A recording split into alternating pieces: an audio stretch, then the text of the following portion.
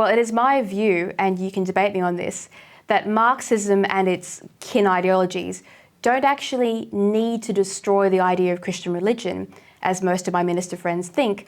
I suspect that Marxism and its eco-fascist ally simply wish to inhabit the church like a virus, because those movements are after votes, and you don't need to bury God to change the way Christians cast their ballots. Would you agree, or do you think the entire death of the Christian religion is what their ultimate goal is? I partly agree. I don't think the Christian religion can ever die because it is based on truth, and Christ will never let his church die. But that doesn't mean institutions can't die, like the Church of England, for example, could fold quite soon. But where you're right in that I think they are trying to infiltrate the church and take the church over. Where I think you're wrong is that you're saying it's for votes. I think this is bigger than that. I think this is about good versus evil. This is essentially demonic. This is the devil saying, how can I undermine Christ? Well, I'll try and corrupt his church. And that's what I think is going on here. It's much bigger than just winning an election and changing society. It's about changing the world. Well, your faith is obviously unshakable and you are not diverted into socialism and you hold the line. But there have been socialist movements within the church before. We've also got people like Martin Luther King Jr., who was basically a Christian socialist and said some pretty socialist things in his teaching, more so towards the end of his teachings. And if you look at the story of the church through the last 300 or 400 years, there have been socialist movements rising up from inside the church themselves, not from external forces.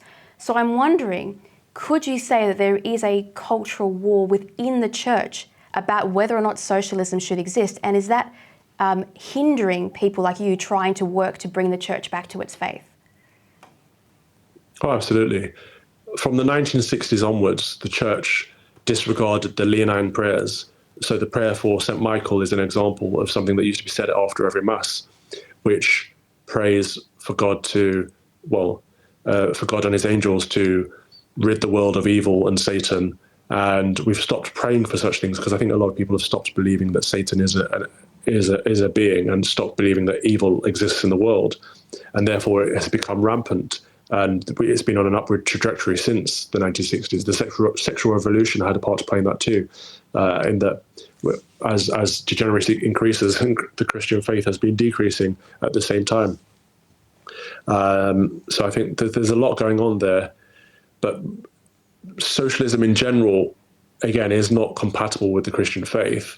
So it is demonic forces within the church. It is the enemy within, whether you want to see demonic as literal or metaphorical, is the enemy within. And, capitalism on the other end of the spectrum isn't an ideology, it's a tool, and it's the least worst approach to survival, right?